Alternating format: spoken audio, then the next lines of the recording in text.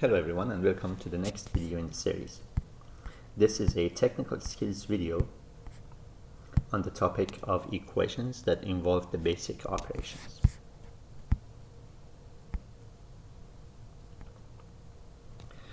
Now in the previous video I talked about the different kinds of equations that come our way and I mentioned that we will be focusing initially anyway, we will be focusing on equations that we call linear equations.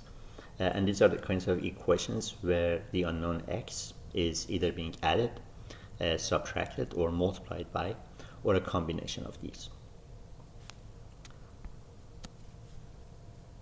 Alright, so here is the algorithm that we talked about in the previous video for solving a linear equation in one unknown, with the unknown appearing only once throughout the equation.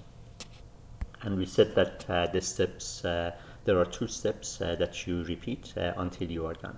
Step 1, solve for the term that contains the unknown. Step 2, solve for the factor that contains the unknown. And then repeat.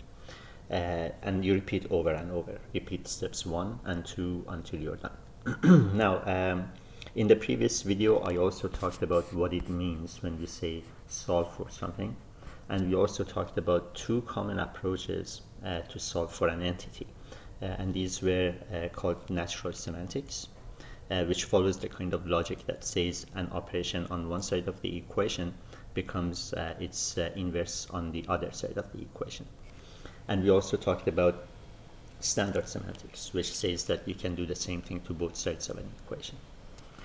Alright, so with that in mind, let's take a look at some examples as to how we can apply these steps. So remember them. Solve for the term that contains the unknown, and then solve for the factor that contains the unknown. Wait a minute, there was a happy face there. I don't know if you missed it or if you saw it. Anyway, problem number 1, x plus 4 is equal to 12. Okay, so here we have x and we are adding 4 to it, and the result is 12.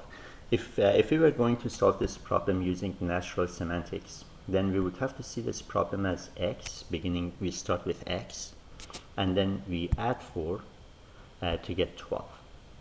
And natural semantics says that we can, to solve for x, we solve for the term that contains the unknown. There are two terms on the left side. There is x and there is 4. And we want to solve for the term that contains the unknown. That would be x. This means that we have to get rid of plus 4. And in order to do that, we'll take plus 4 to the right side of the equation and turn it into minus 4. So the next step is x is equal to, keep 12, and then subtract 4. Okay, now here's the solution without color coding. We have x plus 4 equals 12, and we solve for the term that contains the unknown. X is equal to 12, and then minus 4. Now, once we take that logical step, we can simplify. Simplify means if there are additions or subtractions or multiplications or divisions, anything that you can do, if you can do them, then do them. So here we can do 12 minus 4, and we end up with 8. So we took step number 1 and then we simplified. Now in the previous video I did mention how the logic works, and we said that you can think of this move from x plus 4 equals 12 to x equals 12 minus 4 as a move that says if two things add up to a total, then one of them is total minus the other. Alright, now here's the solution using standard semantics. And this one says that you can do the same thing to both sides of an equation. So starting with x plus 4 equals 12. Now look, you still have to be able to see this as starting with x, then we add 4 to get 12. You still have to see it that way.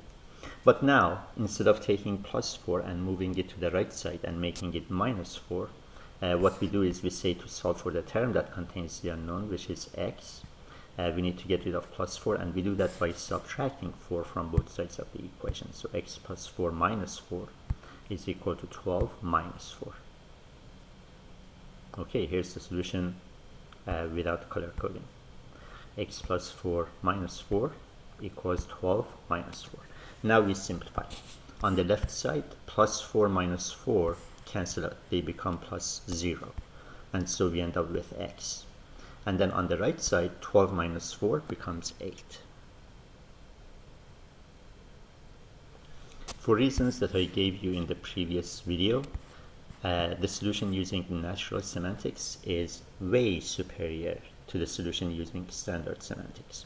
It is more efficient.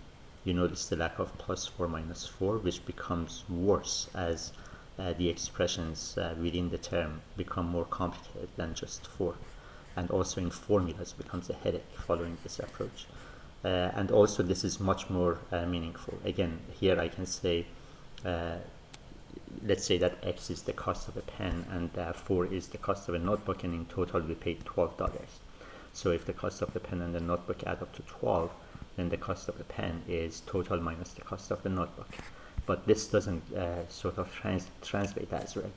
If the cost of the pen and the notebook is $12, then to find the cost of the pen, subtract the cost of the notebook from both sides of the equation, which is a very strange way to reason. At least it's not the kind of reason we normally routinely use in our everyday life dealings.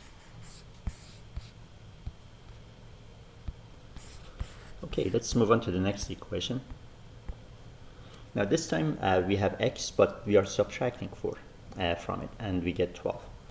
And the solution to this problem using natural semantics, again we see this equation as starting with x, and then we subtract 4 to get 12. And we solve for the term that contains the unknown, that would be x. And to do that we have to get rid of minus 4. And we'll take this to the right side and make it plus 4. And therefore we get x is equal to, we write down 12 and then add 4. Now something I would like to be very clear about is that it's not really correct, and it can cause a lot of damage later on in terms of your understanding of what's going on. If you say that negative becomes positive, this is not negative becoming positive. This is subtraction becoming addition. And the problem with calling this negative becomes positive is that if you think that way, then later on when we multiply, you'll turn it into division, but you also change the sign, and that's not correct. So best to see this as subtraction becomes addition. Alright, so now here's the solution without color coding.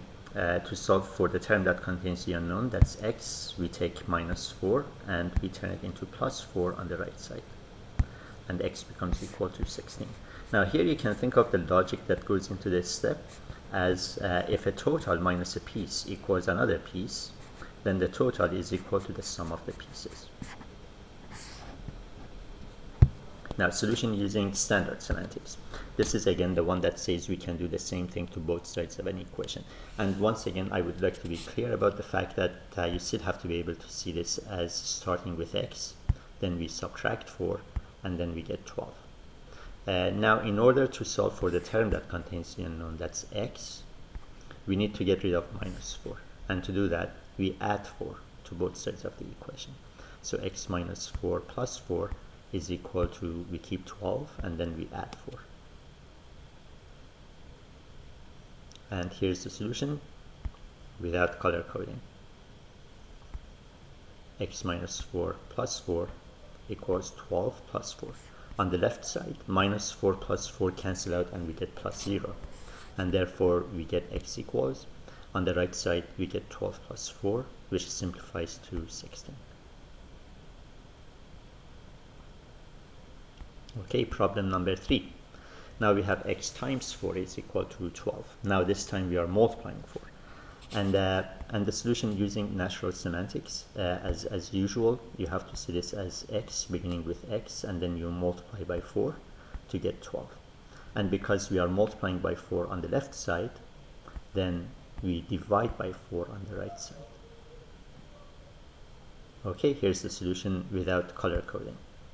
So we have x is equal to, and then we divide 12 by 4. So multiplication by 4 turned into division by 4. Okay, now we can simplify the right side, and that gives us x is equal to 3. Now the solution using standard semantics, once again, you should be able to see this as beginning with x.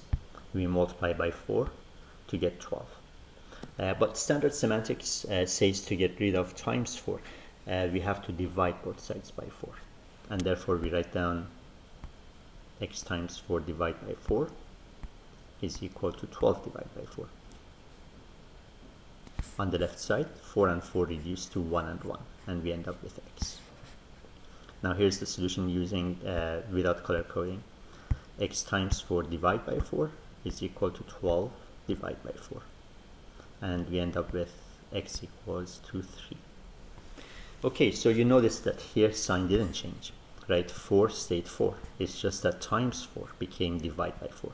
And you can think of this step, the logic behind this step, as following the kind of logic that says, if I bought 4 pens and I paid $12, then the cost of 1 pen is 12 divided by 4. So as you can see, multiplication by 4 turns into division by 4. That would be for natural semantics. You notice again how it follows the kind of logic that we would naturally use in everyday life. And you notice that this becomes more like, I'm using algebra more like a language than a set of rules that I have to follow to get to the final answer. In fact, I would say that the thought would first be in my head and then I would write it down. So I would say that if the cost of 4 pens equals 12, I write that down. Then in my head I argue that the cost of 1 pen would be 12 divided by 4, and therefore I would write this down. So you see how naturally you know where to go from where you are if you try to put meaning into what it is that's being done. Alright, the next problem, we have x, and this time we are dividing by 4 to get 12. The solution using natural semantics, again we have to see this as x then divided by 4 equals 12. And now division by 4 will turn into multiplication by 4 on the right side. So again, the logic behind this says that if a quarter of x is 12, then x is 4 times bigger than 12. And here's the solution without color coding. X is equal to, we keep 12 and then we multiply by 4. Now we can simplify the right side and get 48. The solution using standard semantics, again we have to see this as x, then we divide it by 4 to get 12. And to solve for x, we have to get rid of divide by 4, and therefore we multiply both sides of the equation by 4. So x over 4 times 4 is equal to 12 times 4. On the left side, the 4's reduce to 1 and 1, and we get x. Here's the solution without color coding. So x over 4 times 4 is equal to 12 times 4. Then x becomes equal to 48. Okay, now we did talk about the problem x plus 4 equals 12, and we said that this is the way we should see it, and we can solve it by taking plus 4 and moving it to the right side and making it minus 4, following natural semantics. Or we can subtract 4 from both sides of the equation following standard semantics. I prefer natural semantics, and therefore I will be following this one, not so much because I prefer it, but because it's so much more efficient, especially as equations become more and more complicated. With this approach, once things get complicated, there will be so many lines, so many extra stuff that don't need to be there, that it clogs the presentation. So by and large, I'm going to avoid it, and I'm going to stick to natural semantics. Now, the question now is, what happens if I have 4 plus x is equal to 12, instead of x plus 4 equals to 12? And the answer is, in this case, you have to be a bit careful about how you go about solving the equation, because you should see this as plus 4 plus x is equal to 12. And I'm not talking about positive 4 plus x. I'm talking about plus 4 plus x. If you ask what exactly I mean by plus 4, I would say, well, 0 plus 4. There you go, now it's an addition. So you should still see this as an addition. This is the reason why the positive sign and the addition sign are the same, because there is this kind of connection between them. In fact, in one of my earlier videos, I did talk about the roots of the notation for the positive sign is the addition sign. And the root for the notation that we use for the negative sign is in the subtraction sign. and it's for this reason. So we see this as addition by 4, and therefore the next step would be to take addition by 4 to the right side and subtract 4. But the key thing that I'm talking about here is that this subtraction by 4, this subtraction doesn't come from the black addition over here, but the red one over here.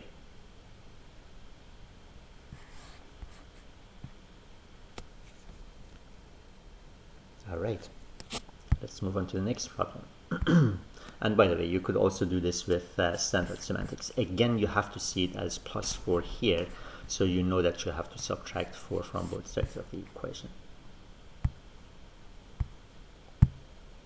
All right, and we talked about x minus 4 being 12, and we said that we see this as beginning with x, starting with x, then we subtract 4 to get 12. And then we can solve the problem by taking subtraction by 4 on the left side of the equality to plus 4 on the right side of the equality. We could also use standard semantics, but again I'm going to stick to natural semantics. I do put standard semantics down here so that you notice that you still have to see this as beginning with x, we subtract 4, so that you know that you have to add 4 next. Alright, so the next question is, what if we have negative 4 plus x equals 12? And the answer is you reinterpret the negative sign as a subtraction sign. When I write negative, I put no space between the negative sign and the number. And when I write subtraction, I put a bit of space. So now I see this as subtraction of 4 and then add x. And if you say subtraction from what, I would say from 0. Right? Again, there is this kind of connection between the negative sign and the subtraction sign. And in fact, negative 4 is a shorthand for the result of 0 minus 4. Alright, so if we see it as minus 4 plus x equals 12, then the next step would be to take minus 4 and move it to the right and make it plus 4. Now it's much more important compared to the previous problem to notice that the operation that goes with 4 is the one that's on the left of it. 4 is not being added. X is being added, 4 is being subtracted, and we take subtraction of 4 on the left and turn it into addition by 4 on the right. Now you can also use standard semantics, but in this case, but even in this case, you have to notice that you have negative 4 subtract 4 and then add x, so that to get rid of subtract 4, you have to add 4 to both sides of the equation. Alright, problem 7. X times 4 is equal to 12, and we said that again we see this as start with x, multiply 4, and we get 12. And to solve this problem, we take multiplication by 4 on the left and divide by 4 on the right. Using standard semantics, we divide both sides by 4. And now what if we have 4 times x is equal to 12? And the answer is that for this problem, we see the problem as times 4 times x equals 12. And if you say what times 4, I would say 1. So indeed, 4 is being multiplied, not because there is multiplication in between 4 and x, but because there is multiplication here. And it's this multiplication that will turn into division on the right side. And here's the standard semantic solution. Divide both sides by 4. Alright, so now I hear that you might be confused a bit in terms of when do I see things as 0 plus and when do I see it as 1 times. And let's talk about that. First of all, a quick note on notation. We write 4 times x, but you should know that, note that we often drop the multiplication sign and we just put on 4x. That sort of simplifies notation a bit. It's a very, very good approach, and it's one that I will be following very soon. Right now I put all of these multiplication signs down so there is clarity that we're talking about this multiplication, not that one, and so on. But normally we don't put the multiplication sign down, and if we write down 4x, that means 4 times x. Okay, with that out of the way, let's now take a look at when do we go with 0 plus and when do we go with 1 times. And the answer is if you're working in step 1, where your focus is on the terms and you want to solve for the term that contains the unknown, such as 4 plus x, then you see the problem as 0 plus 4 plus x. But if you've done step number 1 and you're now in step number 2 where your focus is on factors, which are things that you multiply, then you see the problem as 1 times.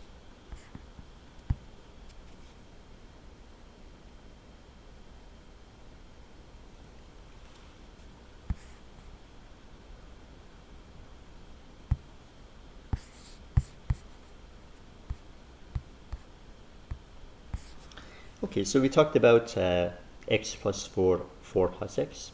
We talked about x minus 4, negative 4 plus x. And we talked about x times 4 and 4 times x. Fortunately, we don't have that problem with division because of the kind of notation that we use. So to explain how, here is addition. I can add 4 here, or I can add 4 at the beginning. You notice that this is seen as plus 4 plus x. And then for subtraction, we can write it down as x minus 4 or negative 4 plus x, which we see as subtraction of 4, and then add x. For multiplication, we can write the 4 next, or we can put it first. And we see this as times 4 times x. That would be 1 times 4 times x. And for division, if we did use the double dot notation, we could actually move division to the beginning and write it down as divide by 4, and then we have times x. Notice that this is 1 times x. And if we move them around, it becomes 1 divide by 4 times x. These are the same kind of a problem. But fortunately, because we use the horizontal line for division, we don't have that problem. Here, the operation, the argument or the constant, if you like, that's being added, subtracted, multiplied, or divided using these notations can be written down on the right side or the left side. But with division, the number 4 is not written on the left of x or right of x, but under x. And so there is only one way of writing it down.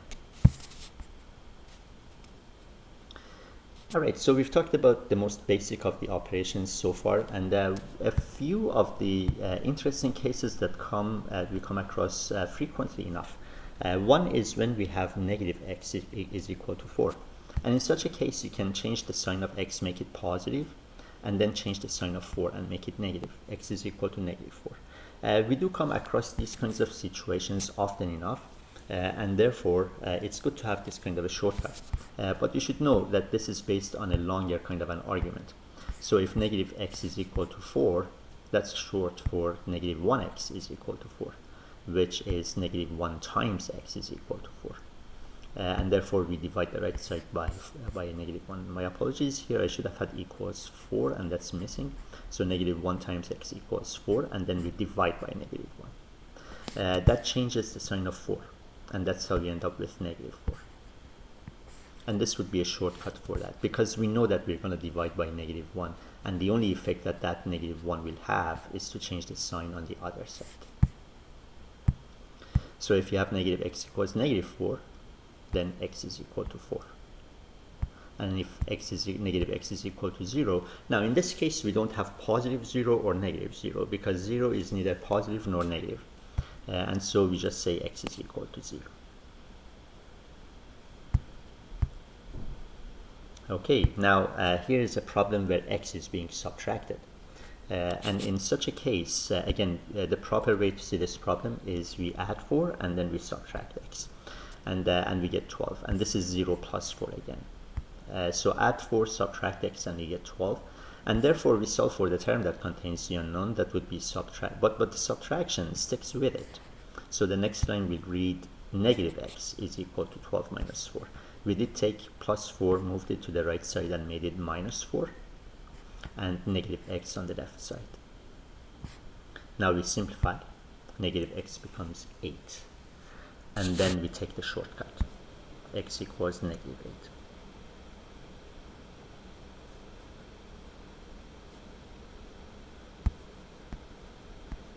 Alright, and the same arguments apply whether you have whole numbers or, my apologies, natural numbers, or integers, or rational numbers like these ones, or any kind of a number.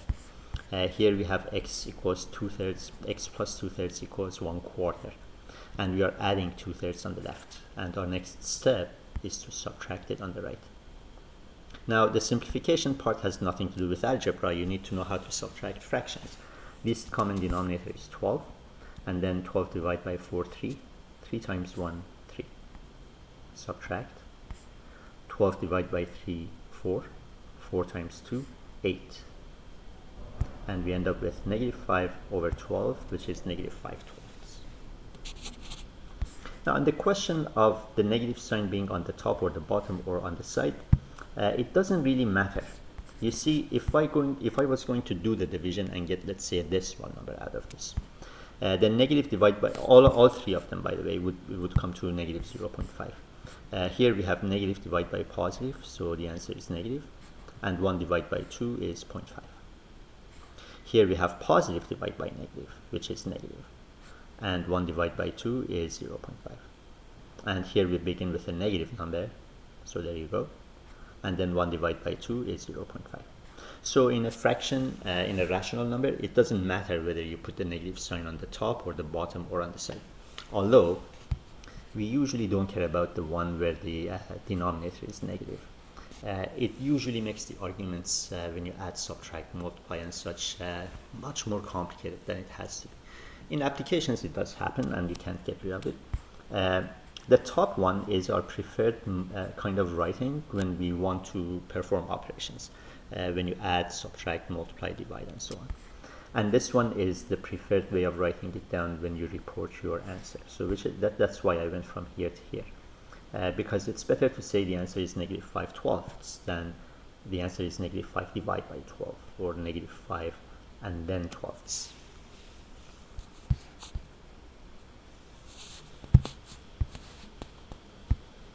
Now here we have half of x, that would be 1/2 times x, and I'm not writing the multiplication sign between 1/2 and x anymore, is equal to 20.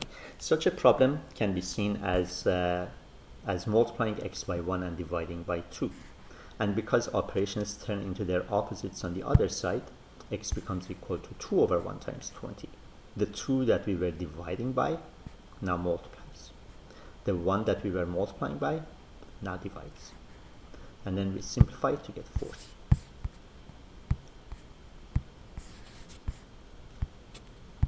Now this problem is identical to x over 2 is equal to 20. You see whether you see this as half of x or x divided by 2. It's the same thing. So x over 2 is equal to 20, and division on the left becomes multiplication on the right.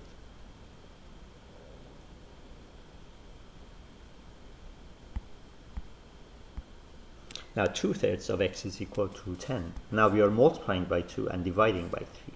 So on the other side, we multiply by 3 and divide by 2.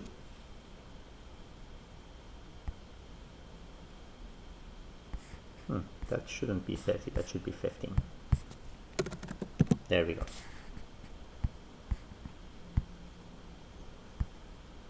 Okay, now these two problems are the same. So whether you say 2/3 of x or 2x divided by 3,